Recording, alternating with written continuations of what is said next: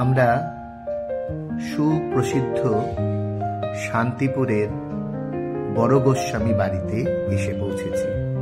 দূরে দেখা যাচ্ছে বড় গোস্বামীর রাধাকৃষ্ণের নাট মন্দির এবং এটা হচ্ছে মুখ্য দ্বার। এই দ্বার দিয়ে আমরা প্রবেশ করলাম। 1 মাস আগে শত সহস্র লোক হরিধ্বনি দিতে এই প্রবেশদ্বার দিয়ে প্রবেশ করেছিলেন।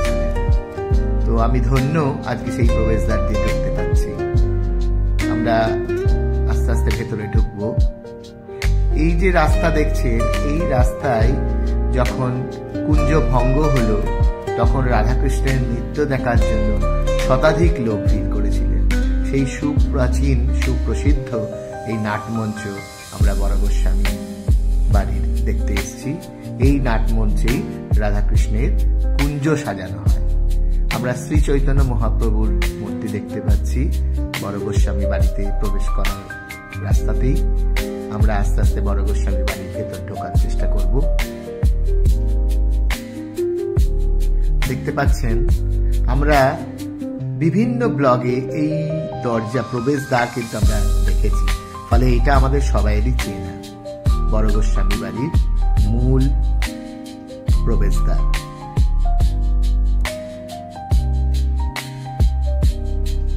চলুন আমরা ঢুকি। দেখতে পাচ্ছেন এদিকে মূর্তি রয়েছে এবং এই উল্টো দিকেও রয়েছে গৌরনিতায়ের মূর্তি। অসাধারণ পরিবেশ। আমরা ভেতরে মূল মঞ্চ দেখতে পাচ্ছি। এখানে মহিলারা ঠাকুরের ভোগের জন্য সমস্ত ব্যবস্থা করছেন। প্রতিদিনই সকালবেলা এখানে এইরকম ব্যবস্থা হয় এবং জনসাধারণ এখান থেকে প্রসাদ পান। আমরা মন্দিরের মধ্যে আস্তে আস্তে প্রবেশ করছি। রাধাকৃষ্ণের মূর্তি এখানে রয়েছেন, তাকে এখন সাজানো হচ্ছে। পুরোহিত মশাই সাজাচ্ছেন। পাশে আরেকটি মূর্তি রয়েছে রাধাকৃষ্ণের, সেটিও আমরা দেখলাম। আর একটু ভালো করে দেখাচ্ছি, দেখুন। আমাদের বড় গোস্বামী বাড়ির পূজিত রাধাকৃষ্ণ। পুরোহিত মশাই তাদের পোশাক পরাচ্ছেন, তাদের সাজাচ্ছেন। এরপরে পুজো শুরু হবে। আমরা দেখতে পাচ্ছি রাধাকৃষ্ণের মূর্তি বড় গোস্বামী বাড়ি।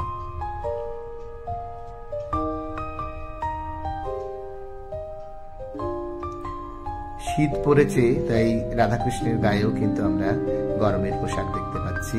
এই যে সুন্দর গরমের পোশাক পরা রয়েছে।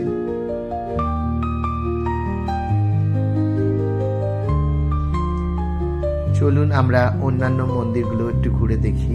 এই যে এটা দেখতে পাচ্ছেন, এখানে প্রতিদিন সন্ধ্যাবেলায় ঠাকুরের নাম গান হয়। প্রচুর লোকের সমাগম হয়। কি সুন্দর নাটমঞ্চ দেখুন। এবং বিভিন্ন রকম ঠাকুর আছে, আমরা দেখাচ্ছি। যেমন এখানে দেখুন, এখানে শিব ঠাকুরের শিবলিঙ্গ রয়েছে, আমরা দেখতে পাচ্ছি।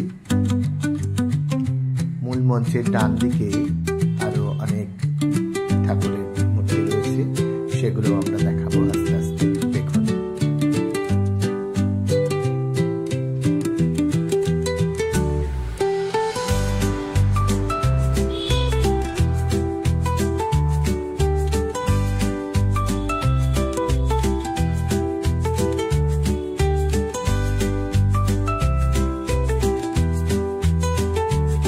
জগন্নাথ দেবের মূর্তি রয়েছে, এখানে জগন্নাথ দেব প্রতিষ্ঠিত, তাকে পুজো করা হয় প্রতিদিন এখানে। এত বিশাল মন্দির, সত্যি দেখতে ভীষণ ভালো লাগে।